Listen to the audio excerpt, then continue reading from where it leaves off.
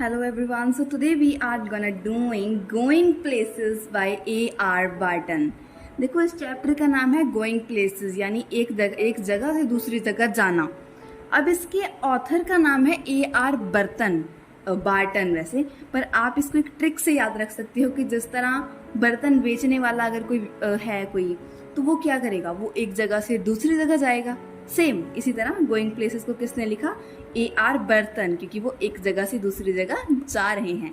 ठीक है, तो अब इसकी हमारी मेन कैरेक्टर है ये मैडम, इसका नाम है सोफी। सोफी इसकी मेन कैरेक्टर है। ये इसकी फ्रेंड है, बेस्ट फ्रेंड टाइप, जेंसी। बट ये लड़की थोड़ी प्रैक्टिकल है, थोड़ी समझदार है, बट ये थोड़ी अपने ही विचारों में रहती है। इसको अपनी बड़ी अपनी, मतलब जैसे हम लोग नहीं होते, हम सारा दिन अपने बारे में सोचते हैं, अपने फ्यूचर के बारे में, पास्ट के बारे में, प्रेजेंट के बारे में। सेम सो ये चैप्टर ये इसी के थ्रू पता चलेगा हमें एक टीनेज बच्चे के माइंड के बारे में, यानी जो टीनेज है उसकी क्या स्टेट होती है, क्या वो सोचता है, कैसे वो रिएक्ट करता है, वो अपने माइंड की बातों को ही बिल्कुल सच मानने लगता है। तो she is gonna doing the same.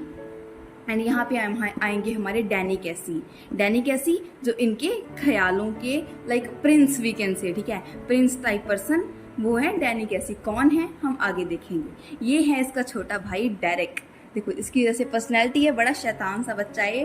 इसको मतलब बहुत शरारतें करता है, छोटी बहन की चुगलियाँ करने में इसका लाइक कोई ऐसे पीछे नहीं हटता। ये जो मन में आता है वो कह देता है। ये इनकी मम्मा थोड़ी ऐसे एक पुअर लेडी की इमेज है इनकी। सो ये चीज़ देख लो, और आगे भी हम देखेंगे वो क्या काम करती हैं, कैसे घर संभालती हैं, आगे देखेंगे। ये हैं इनके बड़े भाई जियोफ। इन्होंने आधी कहानी को थोड़ा खराब कर दिया था, ठीक है। उसके बाद जो ये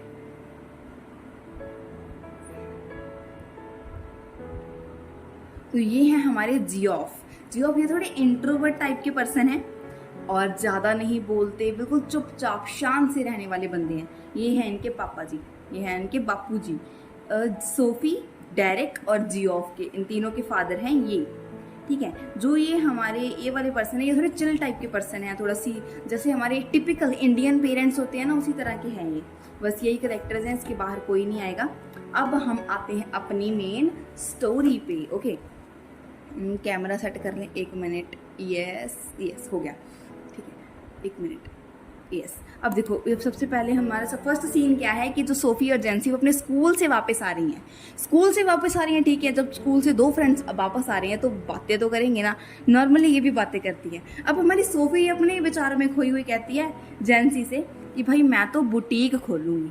जेंसी रिप्लाई करती है कि बहन उसमें लगते हैं पैसे, और हमारे पास उतने पैसे नहीं हैं, और ना ही अपने पेरेंट्स अपने को देंगे। और वो कहती अच्छा ये बात है। फिर सोफी कहती चलो मैं पहले मैनेजर बन जाऊंगी। फिर जेंसी कहती है बहन तेरे को स्ट्रेट ऑफ यानी सीधा तेरे को मैनेजर कौन बनाएगा, बता मेरे को, तेरे को सीधा मैनेजर कोई नहीं रखने वाला है, पहले तेरे को जॉब करनी पड़ेगी एंड वगैरह वगैरह।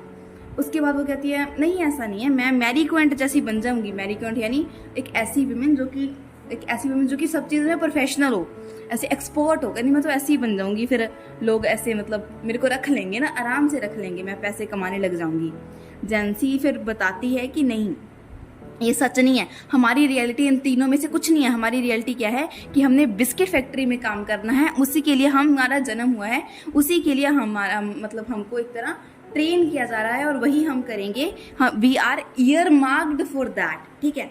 फिर जो जेंसी है वो उसको सोफी को कहती है कि प्लीज़ थोड़ा सेंसिबल हो जा बहन, प्लीज़ तुम्हारे सी बात समझ ले कि तुम्हारे फादर तुम्हें अलो नहीं करने वाले। सोफी अपने विचारों में खोई हुई अपने फ्यूचर की बहुत रॉन्ग अजम्पशन कर रही है, उसके लिए मेहनत करने को तैयार नहीं है, बट सिर्फ सोचे जा रही है। और ये थोड़ी प्रैक्टिकल लड़की है, ये तो बहुत समझदार लड़की है, उसकी रियल बेस्ट फ्रेंड है, जिसको कह रही है कि नहीं थोड़ा रुक जा पहले समझ ले क्या हो रहा है, ठीक है। उसके बाद वो कहती चलो छोड़ो यार, मैं तो एक्ट्रेस बन जाऊंगी। एक्ट्रेस बनने के बाद मैं बुटीक भी साथ साथ चला लूंगी, क्योंकि एक्ट्रेस फुल टाइम तो काम नहीं करती। तो ये हमारे सोफी के विचार हैं। फिर जब वो ऐसे बातें करके फिर वो पहुंच जाते हैं अपने छोटे से घर में, जहाँ पे उसके फादर बैठे हुए हैं। और वो जेंसी में मतलब अपने गेट पे खड़ी होकर कहती है, वो बाहर बारिश में हमारी जेंसी खड़ी हुई है, हमारी सोफी जेंसी से बोलती है कि अगर मेरे पास कभी भी पैसा आया तो मैं क्या करूँगी, मेरे पास कभी भी पैसा आता है तो मैं बुटीक खरीद लूँगी। उसके बापूजी, उसके फादर साहब बोलते हैं, अरे बेटा जब पैसा आए तो हमारे लिए एक अच्छा सा घर खरीद लेना, rather than buying this for you, like buying this boutique for you, क्योंकि हमारे पास अच्छा सा रहने के लिए घर भी नहीं है। And what the hell you are talking about, इतना नहीं बोलते बट स्टिल वो थोड़ा ऐसे सीरियस टोन में बोलते हैं, हमारे स्ट्रिक्ट फादर की तरह, इंडियन टिपिकल इंडियन फादर की तरह, कि पहले एक अच्छा सा घर ले ले, उसके बाद देखेंगे। फिर वो ये कर क्या रहे हैं, उसके फादर साहब क्या कर रहे हैं, वो शेपर्ड पाई यानी कि एक मांस का समोसा, मतलब ऐसे नॉन वेज समोसा टाइप वो खा रहे हैं। उसके बाद उनका ऐसे बहुत मोटा सा फेस है जिस पर स्वेट लगा हुआ है, क्योंकि वो भी काम करके आ रहे हैं और उनको इतनी ज़्यादा तनख्वाह भी नहीं मिलती उनके वहाँ से फैक्ट्री से।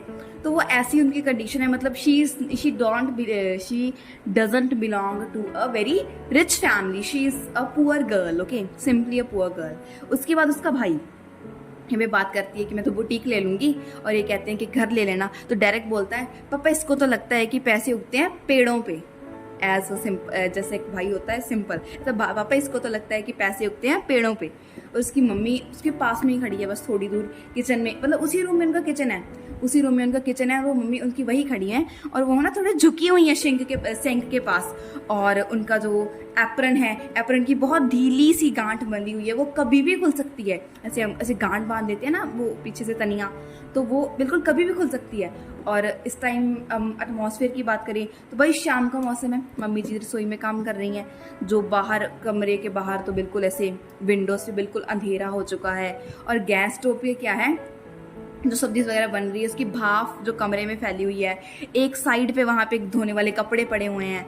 तो अब हमारी सोफ़ी को वहाँ पे अपने गले में थोड़ा अजीब से लगने लगता है, जैसे हमारी सब्जी जब जल जाती है, जब जैसा लगता है ना वैसा सा लगने लगता है। तो वो उठ के चली जाती है दूसरे कमरे में जहाँ उसका भाई जियोफ बैठा हुआ है। जियोफ हमारा क्या काम करता है, वो है एक अप्रेंटाइज मैकेनिक। अप्रेंटाइज मैकेनिक क्या होता है, वो बंदा जिसको काम अच्छे से अभी नहीं आता, वो सीख रहा है, जैसे वो एक मैकेनिक है बट अभी उसको नहीं आता, वो सीख रहा है, ठीक है। जैसे मैं हूँ, मुझे teaching, I am not a professional teacher क्योंकि मुझे टीचिंग नहीं आती, बट स्टिल मैं सीख रही हूँ ना, तो उसी तरह मैं हूँ एक अप्रेंटाइज टीचर, ठीक है। अभी वो अपने घुटनों पे बैठा हुआ है, नीलिंग, ठीक है, घुटनों पे बैठा हुआ है, कुछ यहाँ पे न्यूज़पेपर में मोबाइल वो मोटरसाइकिल के पार्ट भरे हुए हैं।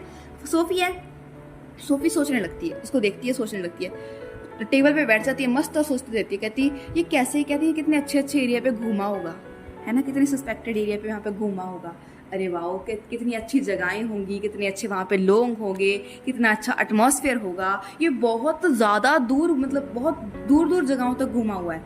और उसके बाद कहती है भी फिर उसके बाद वो उससे थोड़ा जेलस भी होती है, भी उसे वो बताता क्यों नहीं है कुछ, वो हमेशा चुप क्यों रहता है, उसके ना मुंह से यानी शब्द निकलना ऐसा है जैसे ज़मीन से पत्थर निकल रहे हैं, ज़मीन से पत्थर नहीं निकलते बहुत, लाइक ऐसा, और जैसे किसी ने दबाए हो भाई तो ही निकलेंगे, तो ऐसा ही है कि मतलब उसी जिस तरह ज़मीन से पत्थर नहीं निकलते उसी तरह उसकी उसके मुंह से जो शब्द हैं वो बहुत डिफ़िकल्ट है निकलना, पर वो बहुत इतना भी इंट्रोवर्ट नहीं है, but still she is a introvert है।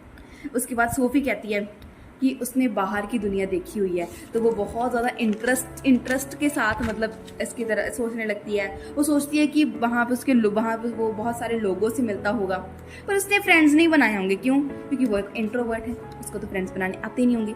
फिर वो कहती है कि उसको बाहर जाना है सोफ़ी को, बट पहली बात उसके पापा अलाउ नहीं करेंगे, तो इसलिए वो उसको साथ में नहीं लेके जाता। दूसरी बात वो खुद भी नहीं कहता कि बहन आजा चल तुझे घुमा के लेके आता हूँ, क्यों, क्योंकि वो इतना इंटरेस्टेड नहीं है, वो इंट्रोवर्ट्स है, अकेला रहना ज़्यादा पसंद करता है, तो वो भी इतना कोई इंटरेस्टेड नहीं है उसको घुमाने में। पर फिर भी वो सोचती है कि एक दिन मैं और मेरा भाई जियोफ दोनों जा रहे हैं मोटरसाइकिल में मस्त राइड करते हुए, और मुझे ऐसा लग रहा है कि जो सारी दुनिया है, सारा आउटर वर्ल्ड है, दैट इज़ वेलकमिंग मी, कि बहन आजा, this is for you only. तो ये वर्ड है